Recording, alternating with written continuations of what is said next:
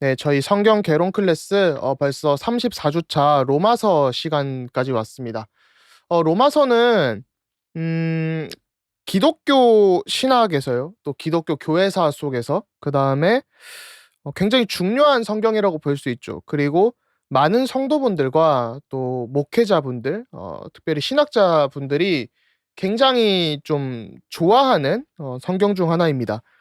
음 뭐 제가 참 좋아하는 교수님 한 분 같은 경우도 로마서를 외우실 정도로 한 수백 번, 수천 번 보셨다는 얘기를 들었고요. 어 마침 내일이 그 종교개혁 주일이죠. 종교개혁 주일인데 그 마틴 루터가 또 사랑했던 성경 중 하나가 또 종교개혁의 어떤 원천이 되었던 것이 로마서기도 하고요. 칼 바르트라는 신학자도 이제 그 신정통주의 신학자인데 로마서를 굉장히 사랑했습니다. 그래서 전환기에 어떤 좀 중요한 일들이 있을 때마다 기독교 교회사에 굉장히 좀 중요하게 작용을 했던 게 로마서입니다. 오늘 이제 로마서를 보면서요. 저희가 몇 가지를 이해를 해야 되는데요. 첫 번째로는 로마서에 좀 나타난 기독교 복음의 핵심에 대해서 이해를 해야 됩니다. 두 번째로는 하나님의 의가 무엇인지 이거를 조금 살펴봐야 되고요. 세 번째로는 복음 중심의 삶이 무엇인가 로마서는 이 부분에 있어서 굉장히 잘 얘기해 주고 있습니다. 정말 이 그리스도교가 믿는 교리가 무엇인지 그다음 삶이 무엇인지 굉장히 잘 나타나 있기 때문에 이 부분들을 좀 보면 좋을 것 같아요. 아까 이제 제가 신학자 오늘 이름들이 조금 나올 텐데 칼 바르트라는 신학자가 아마 스위스 신학자죠. 독일에서도 활동하고 했는데 바르트 같은 경우가 이제 그 로마서 그 주석을 쓸 때 뭐 저는 사실 그 주석을 좋아하진 않습니다마는 또 바르트의 신학을 그리 좋아하지도 않고요. 근데 이제 바르트가 활동하던 시기가 저희가 흔히 교회에서 자유주의 신학이라는 얘기를 많이 듣죠. 자유주의 신학이라는 것은 어떤 과학이나 이성이나 이런 것들을 성경 위에 두는 신학입니다. 그렇기 때문에 어떤 말씀을 저희가 인간 중심으로 이해하려는 경향이 굉장히 강하죠. 그래서 뭐 "기적은 없다." 또 "성경은 인간의 저작이다." 이런 얘기들을 합니다.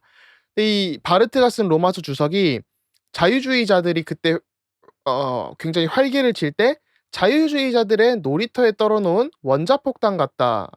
아니면 원자폭탄까지는 아니었나 아무튼 "폭탄 같다." 이런 표현을 쓰면서 사람들이 평가를 했던 아무튼 굉장히 좀 기독교 교회사에 어떤 개혁 운동이 일어날 때마다 로마서가 중요한 역할을 했습니다.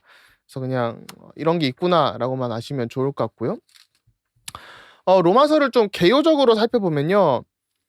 저자는 뭐 누구나 잘 알 수 있듯이 왜냐하면 바울 서신부터는 이 헬라 문학에서 가지는 서신이라는 장르의 특징들이 있어요. 뭐 수신자가 있다거나 이제 내가 이 편지를 보면 어떤 특징들이 있죠. 저도 이메일을 쓰거나 할 때 보면 어떤 특징들이 있습니다. 그런 그 뭐 서문이 등장하고 뭐 본론, 결론, 감사 인사 뭐 이런 것들을 볼 때 저자는 분명히 바울이고요. 장르도 당연히 서신서에 해당을 하고 저작년대는 바울이 이제 그 이 선교 여행 중에 로마 이 시기를 미뤄 볼 때 주 57년, 58년 겨울쯤일 것이다라고 봅니다. 대상은 로마에 있는 기독교인들이고요. 유대인과 이방인 모두가 포함되는 이 두 분의 두 부류의 사람들입니다. 또 목적은 바울이 이제 자기 자신에 대한 개인적인 소개와 더불어서 사도 바울이라는 소개와 더불어서 본인의 신학을 소개하는 부분들이 있었고요. 특징으로는 이게 굉장히 중요한데요. 바울이 전한 뭐 이 복음에 대한 종합적인 집대성입니다. 그러니까 기독교 교리를 한마디로 좀 요약을 했다라는 거예요. 단지 요약이라고 보기엔 또 어려운 부분이 있는 게 굉장히 풍성한 내용들이 있는 것이죠. 그래서 좀 현대적으로 또 신학적으로 얘기한다면 '바울이 쓴 조직 신학책이다.' 정도로 이해할 수 있을 것 같습니다. 그래서 이 구조가요 굉장히 재밌는 게 전반부 1 장부터 11 장까지는 이 기독교 교리에 대한 부분이 나오고요.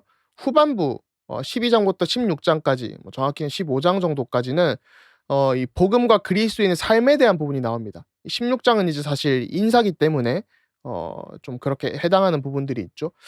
어 그래서 11장 34절부터 36절 같은 경우를 보면 제가 굉장히 좋아하는 구절인데, 어떤 그 끝맺음으로 아멘이 나오면서 어떤 그 편지가 일단 1장, 그러니까 전반부가 좀 끝나는 얘기들을 하게 됩니다. 그래서 로마서가 크게는 이제 두 파트로 나눠져 있고, 짧게는 사실 여기서 더 나눌 수도 있죠.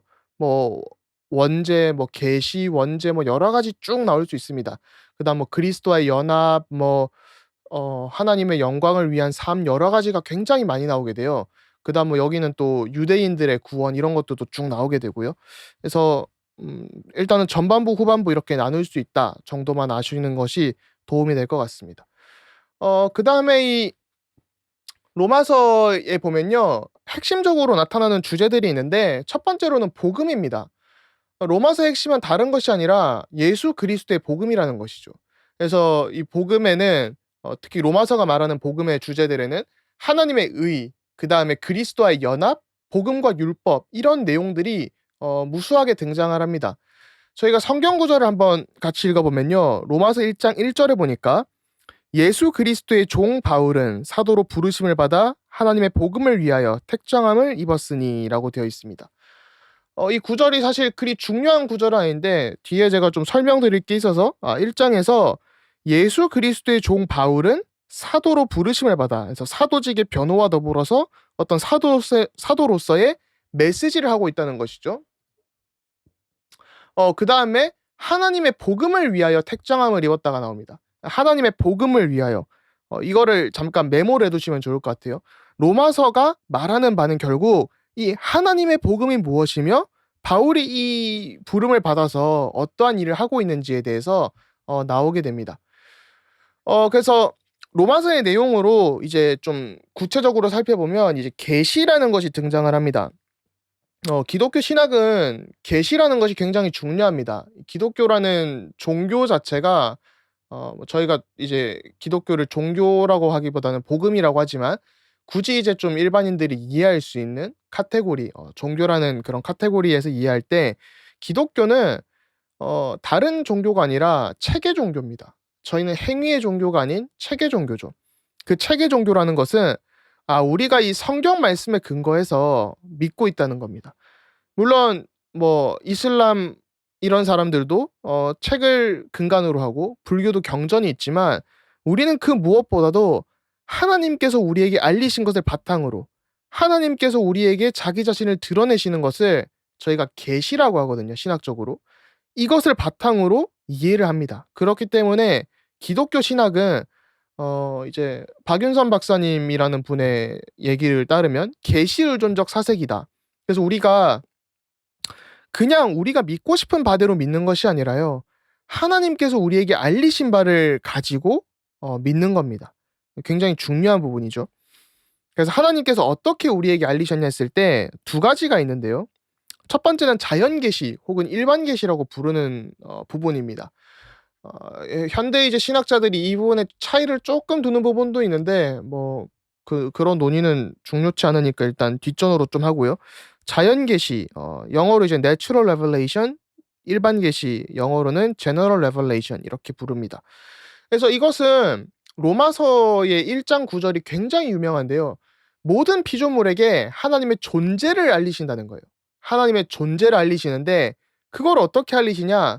자연을 통해서 우리의 양심에 알리신다는 겁니다. 그래서 하나님의 존재를 그 누구도 부인할 수 없다는 거예요. 그거를 전제로 딱 깔아 놓고 시작을 하는 게 로마서입니다. 그래서 로마서 1장 1절에 19절부터 1장 19절부터 20절을 보면요, 같이 읽어보겠습니다. 이는 하나님을 알만한 것이 그들 속에 보임이라. 하나님께서 이를 그들에게 보이셨느니라. 창세로부터 그의 보이지 아니하는 것들, 곧 그의 영원하신 능력과 신성이 그가 만드신 만물에 분명히 보여 알려졌나니 그러므로 그들이 핑계하지 못할지니라 라고 기록되어 있습니다. 그래서 이 일반 계시는 우리가 하나님의 존재를 모든 사람들이 부인할 수 없도록 알리신다라는 거예요. 그러면 1장에서 이걸 딱 깔고 나서 이제 2장, 3장 이렇게 진행될 때는, 그럼 우리가 구원받기 위해서 하나님을 어떻게 알 수 있냐라고 했을 때 이 특별 계시를 통해 알 수 있다라는 겁니다. 그 특별 계시가 무엇이냐? 어 예수 그리스도라는 것이죠. 구원에 필요한 계시인데, 그러니까 우리가 하나님의 존재는 알 수 있는데, 일반 계시를 통해서요. 하나님의 존재는 알 수 있는데 구원에 필요한 지식으로는 충분하지 않다라는 겁니다. 일반 계시 그 자체만으로는 구원에 이를 수 없다. 그렇기 때문에 구원에 이르는 그 지식이 필요한데, 그 지식이 바로 예수 그리스도 안에서 나타났고, 또 예수 그리스도 그분이라는 겁니다. 그래서 구속사 속에서 나타난 그 특별 계시를 봐야만 한다는 것이죠. 그러면 이 예수 그리스도가 왜 필요하냐라고 했을 때, 저희가 이제 그 이 복음 메시지를 전할 때도, 구원의 길을 전할 때도 하나님의 창조 원리, 그다음에 사형리, 이런 것들을 보면 우리가 어떻게 타락을 했고 이런 것들로 시작을 하게 되죠. 그래서 창세기가 모든 문제가 시작됐다는 것을 알려줌과 동시에 우리가 그리스도가 필요하다, 우리가 너무나도 하나님이 필요한 존재다, 이것을 굉장히 세밀하게 알려주는 부분을 볼 수 있습니다. 그럼 로마서의 내용은 인간이 전적으로 타락했다는 거예요. 전적으로 부패했다는 것이죠. 그냥 타락한 것뿐만이 아니라 우리는 우리 노력으로 구원을 받을 수도 없고 너무나도 부패해서 썩어 문드러져 있는 존재다라는 겁니다. 그래서 우리는 스스로 치유할 수 없고요. 모든 사람이 죄 아래 있고요. 로마서 3장 10절과 23절에 보면 모든 사람이 죄를 범하였다. 그리고 우리의 전인격이 타락했다는 겁니다. 우리의 지식과 감정과 의지, 그러니까 지정이라는 부분과 영육이 모두 타락하고 부패한 상태다. 그래서 이걸 보고 칼빈주의자들은 인간의 전적 타락, 전적 부패라고 불렀습니다. 어 그래서 이 율법이라는 것은 추후에도 나오겠지만요. 결국 우리가 얼마나 부패했는지를 알려주는, 우리의 죄가 얼마나 심각한지를 알려주는 게 이 율법의 용도입니다. 제가 지난주에 마침 일본에 갔다 오면서 그런 얘기들을 했는데요. 사실 일본에 조금 쉬러 가는 줄 알았는데 이제 사역을 좀 하고 오게 됐습니다. 그러면서 이제 일본인 불신자분에게 복음을 전하면서 그런 얘기를 좀 했어요. 우리가 하나님을 떠났다, 뭐 선악과를 먹었다, 이것을 볼 때 결국 우리의 관계가 역전된 거다. 원래는 우리가 하나님과 또 이웃과 또 자연과 하나님께서 우리를 하나님의 형상대로 지으셨다는 것은 생육하고 번성하고 다스리라, 그것이 하나님과의 관계, 또 이웃 간의 관계, 자연 간의 관계에서 정말 이게 기쁨으로 누려질 때, 또 온전하게 누려질 때 정말 우리가 이것을 지켜나가는 문화 명령을 살 수 있는 것인데, 사실은 우리가 이게 관계가 타락 이후에 완전히 깨진 거죠. 그래서 선악과라는 것은 그 하나님, 창조주 하나님과 피조물 인간의 어떤 구분인데요. 그것을 우리가 하나님처럼 되고자 하면서 하나님의 말씀을 어김을 통해서 그렇게 하면서 우리가 하나님을 모시면서 살아야 되는데, 섬기면서 살아야 되고 그분 안에서 기쁨이 있어야 되는데, 어 그것이 완전히 무너지게 되고 우리가 하나님처럼 되려고 하고 또 이웃을 정말 사랑하고 품으면서 살아가야 되는데, 나 중심으로 살아가면서 그런 관계들을 깨어지게 되고, 또 어떤 자연도 우리가 활용하고 해야 되는데 자연을 파괴하고 또 자연을 숭배하는 그런 관계 속에 살아가는 것이 바로 이 전적으로 타락한 상태라는 겁니다. 그래서 이제 이것을 우리가 회복을 해야 되는데 우리 힘으로 불가능하기 때문에 하나님께서 구원자를 보내시겠다, 그분이 바로 예수 그리스도다라는 것이죠. 이것이 사실 기독교가 믿는, 기독교가 증거하는, 또 증언하는 복음의 핵심 내용이죠. 그러면 로마서에서 이게 어떻게 나타났냐라고 볼 때요. 하나님의 의가 나타났다라고 봅니다. 영어로 이제 righteousness of God 이렇게 부르죠. 그래서 하나님의 의가 나타났는데, 우리는 하나님의 의가 쉽게 말하면 그리스도다, 또 하나님과의 관계가 회복됐다라고 쉽게 얘기를 할 수 있습니다. 또 이해를 할 수 있죠. 근데 이제 이 신학에서 보면요. 특히 19세기, 20세기 신학에서 보면 이 하나님의 의, righteousness of God을 이해하는데 세 가지 견해가 크게 있습니다. 첫 번째로는, 그러니까 이거는 사실 아실 필요는 없어요. 이거는 이제 교회에서 다루기에는 사실 좀 헤비한 무거운 주제고요. 제가 이것을 하는 이유는 어 많은 동역자분들이 또 이걸 보시는 분들이 사실 이걸 이 정도를 원하시는 또 이 그룹이 있기 때문에 제가 쪼끔 다루게 됩니다. 그래서 3 번만 그냥 기억하시면 되는데 여기서 일단 설명을 드리면 하나님의 의가 로마서 3 장을 비롯해서 3장 20 절부터 굉장히 중요한 주제로 등장을 하게 됩니다. 그럼 바울의 신학 체계에서 이 하나님의 의가 무엇이냐, 또 헬라어로 하나님의 의가 무엇이냐, 어 디카이오스네 투 테우라고 했을 때 이게 무엇이냐라고 했을 때 하나님의 신실하신 속성으로 이해하는 사람들이 있습니다. 원래 전통적 견해는 이 3 번이거든요. 하나님 앞에서 의롭다 칭하심을 받은 선물이다라고 하나님의 의를 이해를 하는데, 그래서 법정적 의미와 관계적 의미가 있다. 뒤에 설명을 드릴 건데요. 바울의 세 관점이나 또 그 이전에 이제 독일의 어떤 자유주의 신학자들이나 성경학자들은 하나님의 신실하신 속성으로 이해를 하는 경향이 좀 있습니다. 그래서 이 부분에는 그러니까 이제 우리가 신학을 이렇게 갖고 있다는 것은 이런 여러 가지 이미 성경에서부터 작업들이 되어져서 나타나게 되는 거예요. 그래서 이 견해를 따르는 사람은 아마 저희 교회 백 목사님이 좋아하실 것 같아서 넣었는데 제임스 턴, 그다음에 NT 라이트, 크레머, 캐제만, 리처드 헤이스 정도가 있고요, 대표적으로. 그다음에 이 하나님의 신실하신 속성을 좀 설명을 드리면, 하나님의 의는 그 의롭다 하심은 하나님이 그분 자신이 어떤 신실하신 부분들이 있다는 거에서 언약을 지키시는 것이다. 그래서 하나님의 의를 이해할 때 언약을 지키시는 것이다라고 이해를 하고요. 그다음에 두 번째로는 근데 그 언약을 지키시는 것이, 그러니까 이런 이해를 따라가게 되면 어떻게 되냐면요. 하나님이 신실하신 분이고 하나님의 의가 우리에게 나타나고 하나님의 의가 우리에게 전가되고, 이런 부분들은 결국 우리가 예수 그리스도를 믿음으로 말미암아 이 교회라는 구원 공동체, 언약 공동체, 믿음 공동체 속에 들어왔는데, 이 공동체 안에 머물려면 우리가 착하게 살아야 되고 율법을 지키면서 살아야 되고, 이 하나님의 언약적 신실하심을 보면서 우리도 이렇게 언약에 대해 신실하게 살아야 된다라는 주장이 돼 버려요. 그래서 이제 언약적 율법주의까지 나오게 됩니다. 그래서 1번 옵션은 이제 그런 견해를 따라가는 것이고요. 그러다 보니까 1 번과 2 번이 사실 유사한 부분들이 있는데요. 또 2 번은 문법적으로도 쪼끔 제가 볼 때는 약한 부분들이 있고, 그것은 이건 이제 제임스 던이나 캐제만이 또 살짝 주장하는 부분들이 있습니다. 그래서 하나님의 언약적 약속에 따른 구원하시는 능력이라는 거예요. 그러니까 하나님은 신실하신데 그 신실하신 하나님께서 이 언약적인 그 약속에 따라서 우리를 구원하시는, 지금도 역사하시는 그 하나님의 능력이 하나님의 의다. 그래서 어떤 구원과 하나님의 신실하심이 좀 더 이렇게 엮여져 있는 부분을 볼 수 있죠. 그다음에 이 세 번째 견해는 저희가 이제 전통적으로 또 장로교나 이제 개혁 바신학이 지지하고 있는 부분인데요. 그러니까 이것만 기억하시면 돼요. 하나님의 의는 하나님 앞에서 우리가 의롭다 칭하심을 받은 선물이라는 겁니다. 하나님이 신실하시기도 하시고 하나님이 구원하시는 그 신실하신 능력도 있지만, 우리가 여기서 로마서에서 또 바울의 신학에서 말하는 하나님의 의는 하나님의 어떤 속성을 얘기하는 것이나 하나님의 능력을 얘기하는 것이 아니라 우리를 하나님 앞에서 죄인인 동시에 의인으로 받아주시는 그 의롭다 칭하심을 주시는 선물이라는 거예요.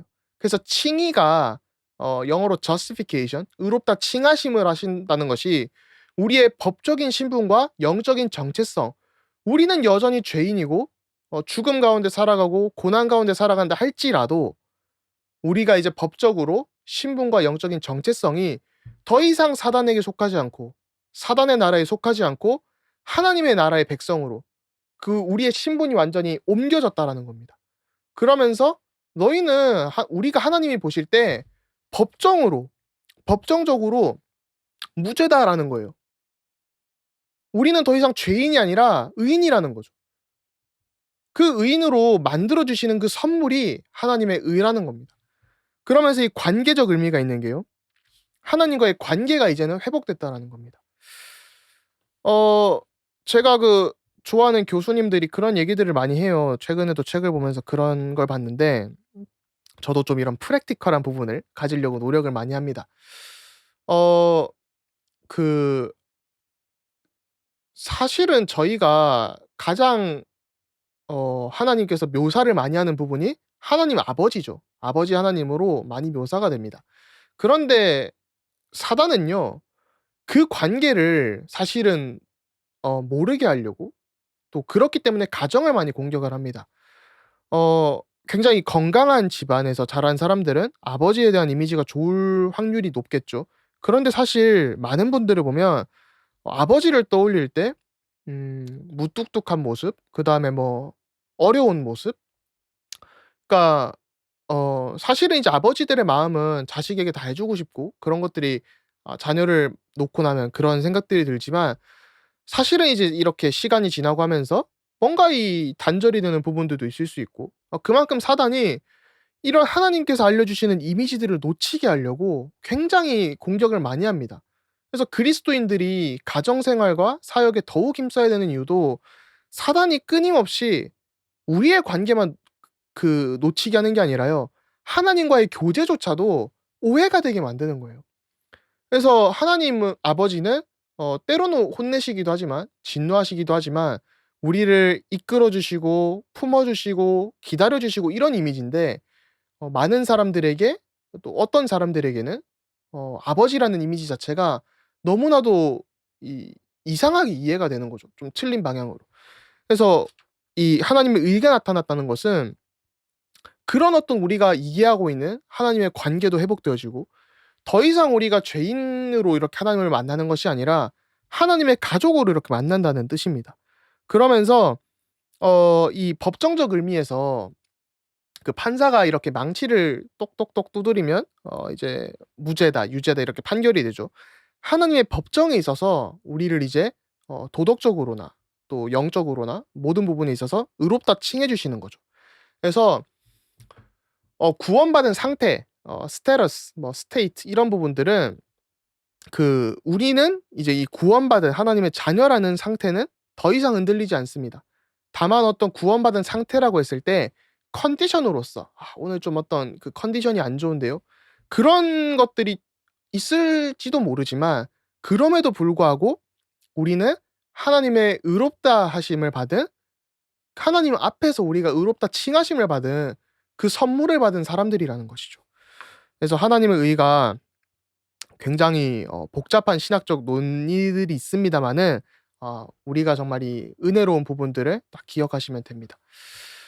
그다음 로마서 내용의 또 중요한 점은요.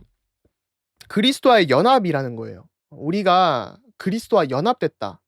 요한복음에서도 나왔었죠. 이 가지에 접붙이는 그런 부분들. 그래서 우리가 뭐 로마서 11 장에도 나옵니다마는 진짜 우리가 이 그리스도에게 접붙여져 있다.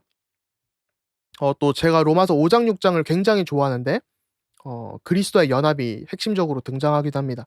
그래서 이 그리스도의 연합이라는 게 뭐 제가 수차례 얘기를 하는 부분이지만 그리스도와 우리가 연합했기 때문에 하나님 자녀에게 신분과 권세가 있는 것이고요. 또 그리스도와 연합했기 때문에 우리가 죄에 대하여 죽고 의에 대하여 살 수 있는 부분입니다. 그래서 이 그리스도의 연합이 어떤 의미가 있냐라고 했을 때 우리의 머리 대신 그리스도로 이해를 해야 됩니다. 그러니까 적어도 로마서에서 말하는 부분은 우리의 머리 대신 그리스도. 그래서 로마서 5 장에 보니까요. 첫째 아담과 둘째 아담이 나옵니다. 첫째 아담에서 우리 모두가 죽었지만 둘째 아담에서 모두가 산다는 것이죠. 그래서 첫째 아담에서 모두가 타락하고 둘째 아담에서는 이제 믿는 자들이 생명을 얻는다라는 것입니다. 그러면 이것을 저희가 어떻게 이해해야 되냐라고 했을 때 이제 신학적으로 얘기를 하면 언약적 머리 혹은 언약적 대표자라고 부릅니다. 이 가르침을 이 교리를 언약적 머리 혹은 언약적 대표자라고 부르는데요. 한 사람으로 말미암아 모든 사람이 죽었듯이 그러니까 그게 언약적 대표라는 것이죠. 제가 이제 신학을 하다 보니까 한 10여 년 하다 보니까요. 그런 질문들을 간혹 받습니다. "아니 아담 한 사람이 타락을 했는데 왜 우리가 다 또 타락을 했습니까? 그리고 창세기 시절에 이 계산을 해 보면 아무리 봐도 아담만 살고 있었던 것 같지는 않습니다." 라는 질문들을 받을 때가 있어요. 네 맞습니다. 아담만 살았던 거 그러니까 맞습니다 하기 전에 이렇게 다시 계시로 돌아가면 하나님께서 그런 모든 지식들을 우리에게 알려주신 건 아니지만 우리에게 이런 특별 계시로서 구원에 필요한 지혜들을 주셨다라는 것이죠. 그런 점으로 유추해 볼 때 그 창세기 2장 3장 시절에 음 아담과 하와만 이렇게 존재했던 것은 아니라요. 다른 사람들도 아마 있었을 거예요. 왜냐하면 아담이라는 뜻이 일단 인류라는 뜻을 갖고 있기 때문에 히브리어로 볼 때요. 그래서 사람이라는 뜻이죠. 아담이라는 뜻이. 그 가운데 아담이 언약적 대표자로 이렇게 존재를 했기 때문에 아담이 그 대표성을 가지고 저지른 일들이 이렇게 문제가 되는 겁니다. 예를 들면 이제 미국 같은 경우가 요즘은 연방제를 하죠. 그러니까 뭐 각 주가 있지만 미국이라는 대표 미 합중국이라고 하잖아요. 그래서 누가 이제 미국을 공격했다면 그것이 미국 전역에 대한 공격으로 간주가 됩니다. 지금 러시아 우크라이나 싸우는 그런 모습들만 봐도 우리가 북한 주민 한 사람 한 사람이나 뭐 러시아 사람 한 사람 한 사람을 이상하다라고 얘기하진 않잖아요, 지금은. 근데 뭔가 이 전쟁에 돌입했을 때는 서로 이 싸워야만 하는 적군이 되는 것이죠. 그런 것처럼 이 어떤 연방적인 머리, 언약적 머리가 됐다라는 겁니다, 이 아담이. 그래서 그 안에서 우리가 모두 함께 죽었지만 또 죄 가운데 태어날 수밖에 없게 되었지만 둘째 아담이신 그리스도를 믿는 사람들에게는 그리스도와 함께 죽고 부활한 성도의 축복을 누릴 수 있다라는 겁니다. 그래서 언약적 머리다라는 것이죠. 그다음에 이 그 그리스도와의 연합은 좀 중요한 교리이기 때문에 좀 설명을 더하면요. 그리스도의 순종을 통해서 우리가 그리스도의 연합의 축복을 누릴 수 있습니다. 그래서 여기서 이제 두 가지 순종이 있는데요. 최근에 보니까 한국 교회에게 좀 논쟁이기도 하고 이번 주에도 보니까 책이 한 두 권 정도 소개가 되더라고요. 출판도 되는 것 같고. 그래서 부흥가 개혁사에서 나오는 책들을 좀 읽어 보시면 좋겠다라는 생각도 드는데 짧게 설명을 드리면요. 능동적 순종과 순환적 순종 혹은 수동적 순종이 있습니다. 대부분은 수동적 순종으로 번역을 해요. 왜냐하면 이게 능동적 순종에 있어서는 영어로 active obedience of Christ, 그러니까 액티브하게 그리스도께서 자발적으로 능동적으로 하셨다는 거고요. 패시브하니까 뭔가 수동적으로 그리스도께서 받으신 것 같잖아요. 그러니까 뭐 좀 로봇처럼 그냥 이렇게 명령을 수행하신, 물론 명령을 수행하신 건 맞는데 이거를 이제 라틴어로 보면 원래 파시오라는 단어에서 파생이 됐거든요. 그래서 패션 오브 크라이스트처럼 그리스도의 어떤 고난을 얘기하는 거예요. 그래서 '순환적 순종이 쪼끔 더 맞지 않나.'라고 저는 항상 주장을 하고 있는데 제 주장이 학계에 먹힐지는 모르겠습니다. 아무쪼록 이 순환적 순종과 능동적 순종을 보면요. 능동적 순종은 능동적 순종으로써 그리스도께서 율법의 요구를 완성하시고 자발적으로 의지를 가지시고 했다는 거고요. 순환적 순종도 의지를 안 가지셨다는 것이 아니라 이제 의지를 가지고 물론 하셨는데 죽음과 고난을 통하여서 그 구원을 완성하셨다라는 겁니다. 그럼 이 구원을 완성하실 때 무엇이 있냐? 능동적으로 율법의 요구를 완성하셨고 순환적으로 그 고난을 통해서 그 유월절 어린 양의 직분을 감당하심으로써 그리스도께서 의와 공로를 얻으셨고 그 의와 공로가 우리에게 전가됐다는 거예요. 우리에게 이 인치심이 됐다는 거죠. 그래서 이거를 이제 이중 전가라고 부르는데요. 우리의 죄가 그리스도에게 전가되어서 그 죄가 함께 그리스도의 고난과 죽음을 통하여서 해결이 됐고 우리가 이루어야 되는 율법적 요구나 또 우리가 겪어야 되는 그런 고난과 죽음들이 그리스도께서 얻으신 그 의의 공로를 통하여서 우리에게 또다시 전가가 됐다는 겁니다. 그래서 이중적으로 이렇게 교차되는, 그래서 은혜롭고 위대한 교환이 일어났다라고 설명을 할 수 있는 것이죠.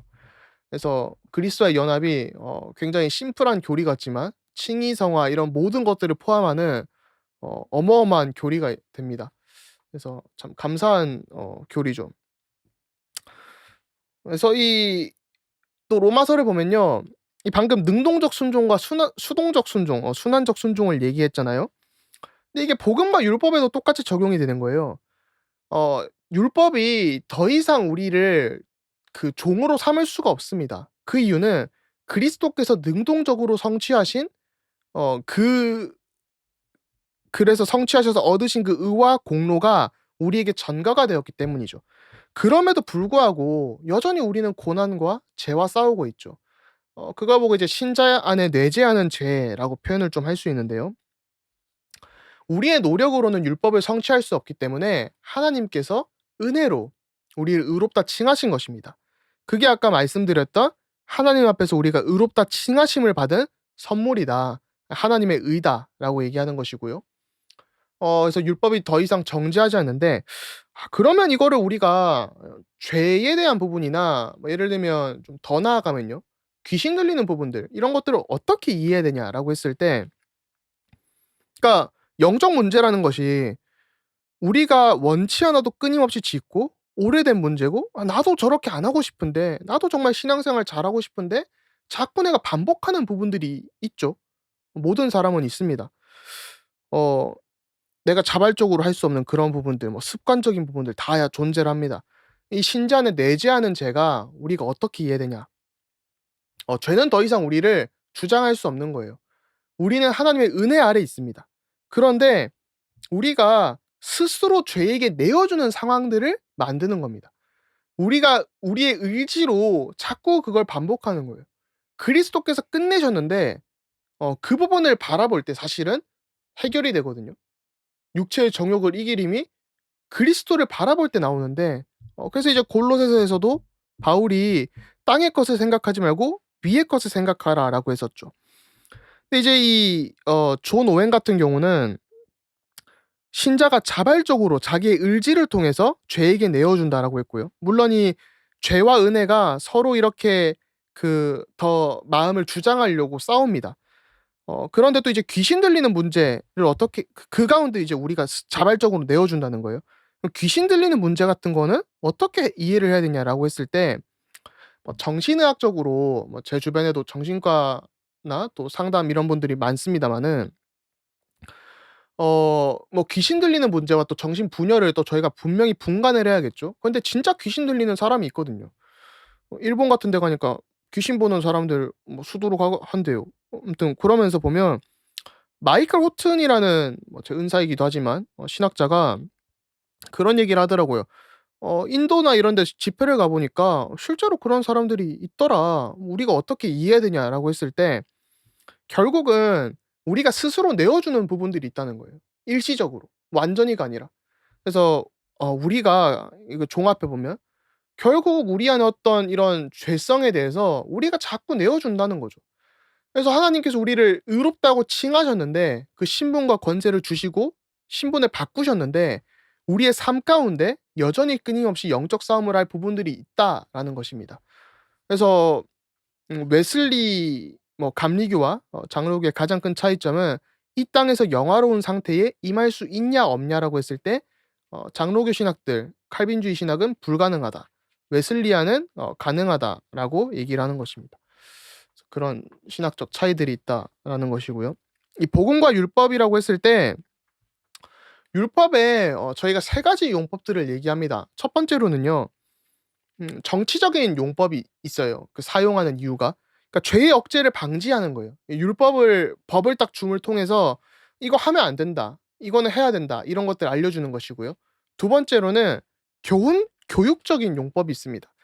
율법을 보면서 이 거울과 같이 '아 나의 죄악이 이렇게 존재하는구나.'라는 것을 알 수 있고요. '내가 이렇게 억만 죄인이구나.'를 알 수 있고, 세 번째로는 이 교훈적으로 많은 개혁주의자들이 또 칼빈이 이 부분을 많이 강조했죠. 우리가 율법을 따라가는 것은 우리가 더욱더 그리스도인 삶을 살아가는 이 성화를 이루는 가이드 역할을 한다라는 것입니다. 그래서 더 이상 율법이 그리스도 안에서 우리를 정죄할 수 없지만, 어 우리가 정말 이 율법들을 어느 정도 가이드라인으로 지키는 것은, 또 활용하는 것은 필요하다라는 것이죠. 왜 정죄할 수 없냐? 그리스도께서 우리를 위하여 이 죄짐을 지셨기 때문입니다. 그래서 율법을 사실 묵상할 때, 또 지키려고 할 때 더욱더 그리스도의 은혜가 누려지는 것이 정상적이거든요. 그래서 율법주의가 아니라 정말 이 율법을 볼 때 '아 진짜 나는 복음 없으면 안 된다. 그리스도 없으면 안 된다.' 이 사실이 더욱더 깨달아져야만 됩니다. 그래서 우리가 온전치 못함을 계속해서 보여주시는 것이죠. 어 로마서는 좀 중요하기 때문에 살짝 길어지고 있지만은 워낙 중요해서 괜찮습니다. 진짜 너무 중요한 성경이고 성경에서 아마 가장 핵심적인 로마서만 이해해도 사실 기독교 교리가 대부분이 이해가 된다라고 보시면 됩니다. 그다음에 이제 이스라엘과 이방인으로 좀 넘어오면요. 음 그러니까 이제 교리적인 부분들은 거의 끝났죠. 이제 2부 순서에 해당하는 부분들인데 음 뭐 로마서 이거 9 장에도 나오고 11 장에도, 예, 9장 11 장으로 기억을 하는데 어 이스라엘과 이방인의 문제에 있어서 보면요.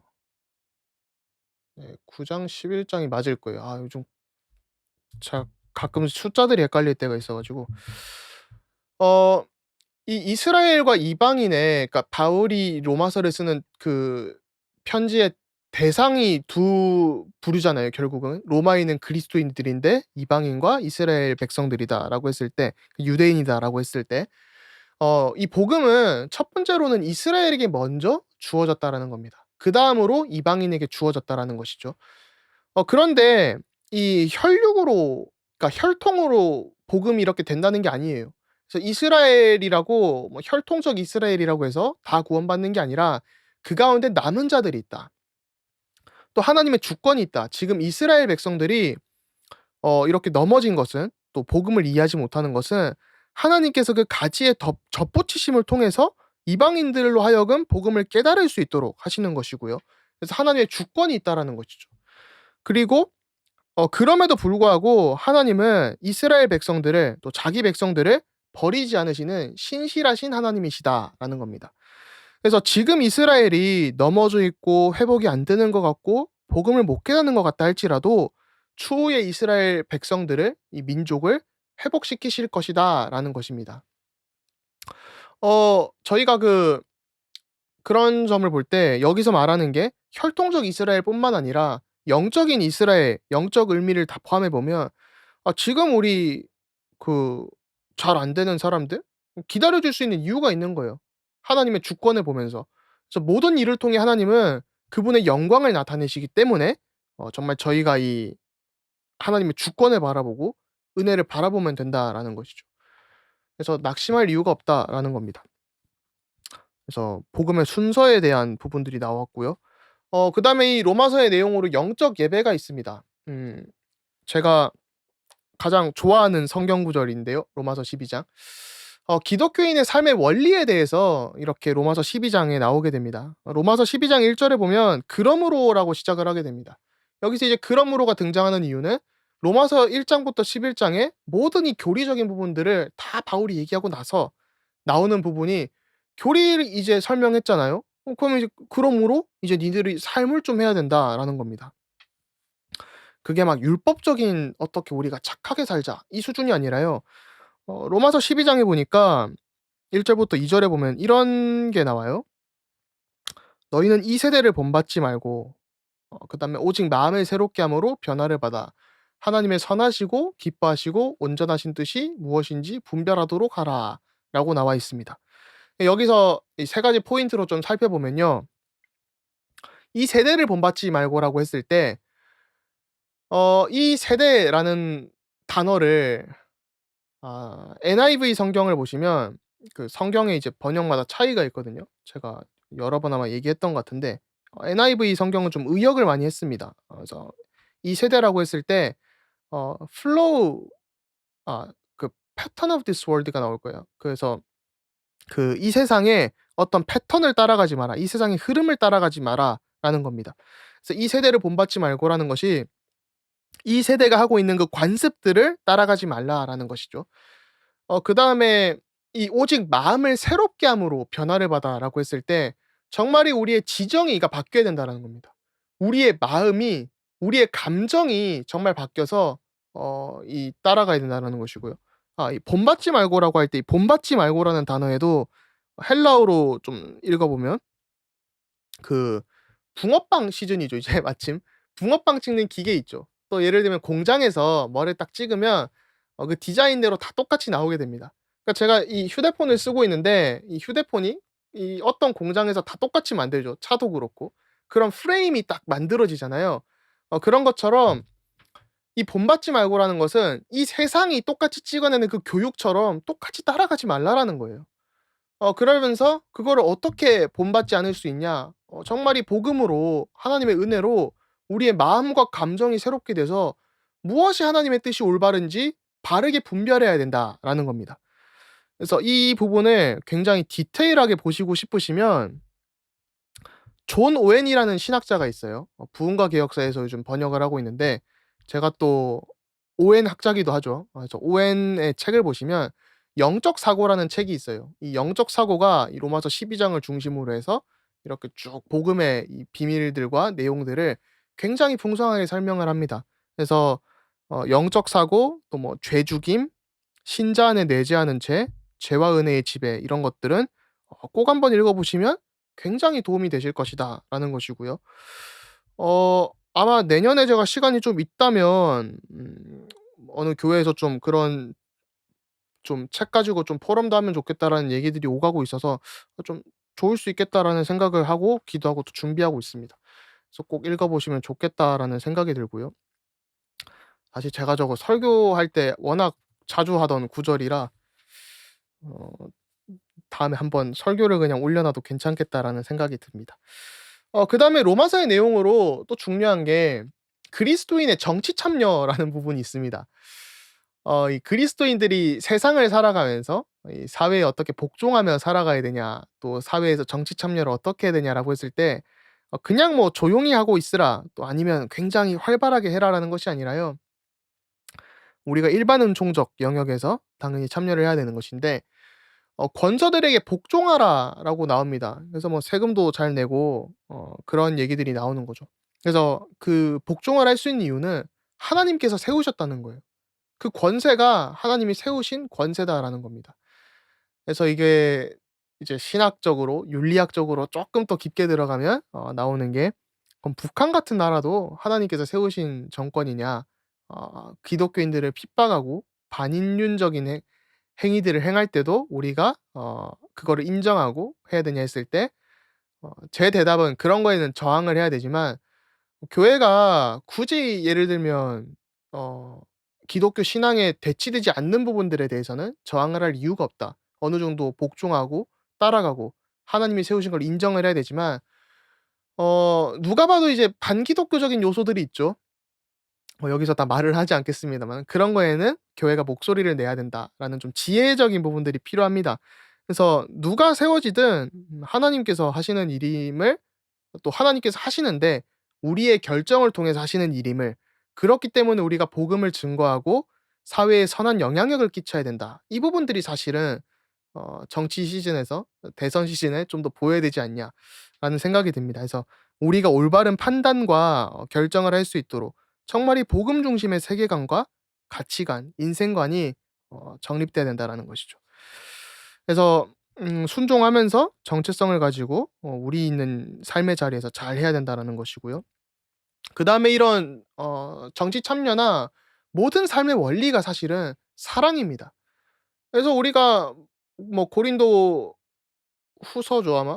고린도전서죠. 고린도전서 13장 같은 경우도 봐도 우리가 뭐 예언하는 능력이 있고 아무리 뛰어난다 할지라도 또 믿음, 소망, 사랑 그중 제일은 사랑이죠. 그래서 우리가 정말 이 사랑하는 능력이 있어야 되는데 삶의 원리 자체가 사랑입니다. 그래서 사랑이 바로 율법의 완성이고 하나님을 사랑하고 이웃을 사랑하고 또 정말 나 중심으로 나를 사랑하는 것과 같이 이웃을 또 사랑하는 그 가운데 나도 살고 상대방도 살고 이 지역 사회도 살고 교회도 살고 그런 것들을 좀 볼 수 있습니다. 그다음에 이제 로마서의 이제 마지막 부분인데요. 계속해서 영적 예배로 보면요. 저희가 이제 개인화라는 얘기를 메시지에서 참 많이 들었었는데 좀 생각을 해 보면 로마서 그러니까 성경에서 확인을 해야 되잖아요. 로마서 1장 1 절에 보면 좀 긴 시간이었지만 제가 아까 좀 적어 두시면 좋을 것 같다 했던 게 "예수 그리스도의 종 바울은 사도로 부르심을 받아 하나님의 복음을 위하여 택정함을 입었나니"라고 되어 있습니다. 로마서 1장 1 절에 하나님의 복음이라고 나오죠. 근데 로마서 16장 25 절에 가니까요. "나의 복음과 예수 그리스도를 전파함은 영세전부터 감추어져 있다가"라고 나옵니다. 처음에 하나님의 복음이 이렇게 계시되고 나타나고 그리스도 안에서 보이고 그 가운데 우리의 삶을 쭉 나와야 된다라고 설명을 다 한 다음에 나의 복음과 예수 그리스도를 전파함은이라고 나와요. 이 나의 복음이라는 것은 내가 말하는 게 복음이다 이런 게 아니잖아요. 하나님의 복음이 이제는 욥기에서 나오는 것처럼요. 하나님의 은혜를 알고 그리스도 안에서 그 칭의의 은혜, 하나님의 의, 연합 이런 것들을 다 보고 나니까 '아 정말 이게 나에게 주신 은혜구나.' 그래서 하나님이 내게 주신 은혜 가운데 말씀과 헌신을 할 수 있구나. 정말 말씀을 따라가고요. 그 교회가 소중하기 때문에 헌신을 하고 로마서 12장 3 절에서 13 절에 보면 각자에게 지체로서 주신 은혜 그 분량대로 내가 정말 이 은혜에 쓰임 받을 수 있다는 거.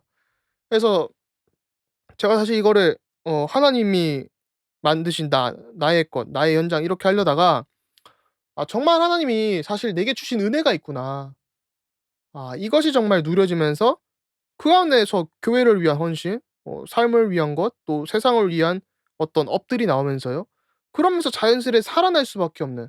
그래서 내가 한다는 것이 아니라 하나님께서 나에게 주신 그것이 너무나도 충만하고 넘쳐 흐르는 그것이 바로 이 로마서가 말하고 있는 이 복음의 정수라는 것이죠. 복음의 핵심이다. 그래서 로마서를 쪼끔 제가 사실 요약하기가 쉽지 않은데 한마디로 좀 오늘 그냥 본 내용들을 살펴보면 '세상의 흐름이 아닌 예수 그리스도의 복음이 나의 삶의 중심축이 되어야 되는구나.' 하나님의 영광이 나의 삶의 중심축이 돼야 되고 나의 삶의 목표가 돼야 되는데 그것이 가능한 것은 더 이상 세상 중심, 나 중심으로 사는 것이 아니라 율법에 매여 사는 것이 아니라 예수 그리스도의 복음이 나의 삶의 중심축이 될 때 '모든 것이 회복되는구나.'라는 것을 알 수 있습니다. 그래서 좀 적용으로 생각해 보실 점이요. 정말 세상을 따라가지 않고 내가 세상을 따라가고 본받고 동경하는 부분들이 있다면 그것이 정말 말씀 중심으로 살려고 이제 나의 영적 예배가 그리스도 안에서 점검되면 되는 것이죠. 그래서 마침 또 내일이 종교개혁 주일이죠. 참 공교롭게도 이런 참 중요한 의미가 있는 주간인데 정말 우리 삶에 정말 복음으로 개혁되고 개혁된 교회는 항상 성경으로 개혁되어야 된다라고 했는데 정말 말씀으로 우리의 삶이 날마다 회복되어지고 그래서 말씀 운동이 일어나는 그런 좀 의미 있는 한 주가 되셨으면 합니다. 그래서 로마서는 참 중요하니까 한번 달달 외우실 정도로 계속 묵상 곱씹어 보다라는 뜻이죠. 계속 씹어 보시면 말씀을 응얼거려 보시면 '아 참 좋을 것 같다.'라는 생각이 듭니다. 기도하도록 하겠습니다. 하나님 감사합니다. 우리를 하나님 자녀 삼아 주시고 그리스도께서 나타내신 그 하나님의 의 가운데 우리를 의롭다 칭하게 칭하시고 우리를 하나님 자녀 삼아 주셔서 하나님과의 기쁜 교제를 말씀을 통해 누리게 하시고 그리스도의 복음을 통해 누리게 하시니 감사드립니다. 하나님께서 나타내신 이 복음이 정말 우리의 삶 가운데 나타나게 하시고 우리의 마음과 생각과 영혼을 사로잡아 정말 우리의 모든 감정과 삶의 모든 것들이 이제는 여호와 하나님을 그리스도 안에서 또 성령의 은혜를 통하여서 바라볼 수 있도록 주님께서 축복하시고 역사하시고 인도하여 주옵소서. 정말 이 삶의 영적 예배가 회복되게 하시고 우리가 정말 거룩한 산 제물로서 응답받고 쓰임 받는 정말 그렇게 그리스도의 영광이 나타나는 시간이 되도록 주님께서 인도하여 주옵소서. 우리의 모든 삶의 중심축을 우리를 위하여 죽으시고 부활하신 그리스도 예수님께 드립니다. 이 모든 말씀을 살아계신 예수 그리스도 이름으로 기도드렸습니다. 아멘. 네, 그러면 다음 주에 뵙도록 하겠습니다. 네, 감사합니다.